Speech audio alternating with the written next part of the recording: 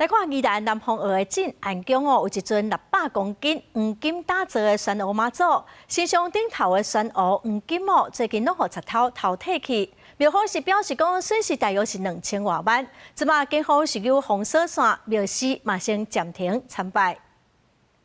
今次去画面因看到一个查甫人全身包安为南方澳镇安宫大殿后边，到黄金山河妈祖神像进前，用加刀将顶悬的山鹅黄金配饰提走，后来因为触发保全警报，惊甲赶紧逃走。 庙方人员发现贼偷好亲像是半夜12点外，为庙后边的山路跳到这后边顶悬，搁爬入庙的2楼，破坏插座头了后，进入大殿内底偷摕，有的人也被人看到伊的手印。会做生气的吗？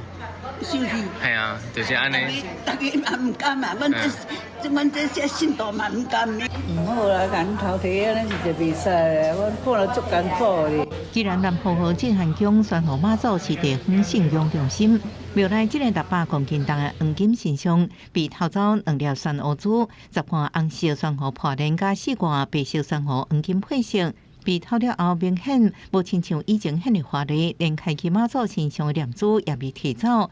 庙方粗估损失达到2000多万，这毋是第一摆被偷。庙方怨叹曾保全也无啥物路用。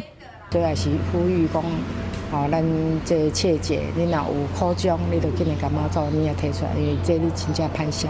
警方来采证，调监视器发现嫌犯已经驶阻拦车倒向北宜公路，目前积极侦办当中，希望早日破案。南方澳镇安宫现场已经有封锁线，暂停，互人来拜拜。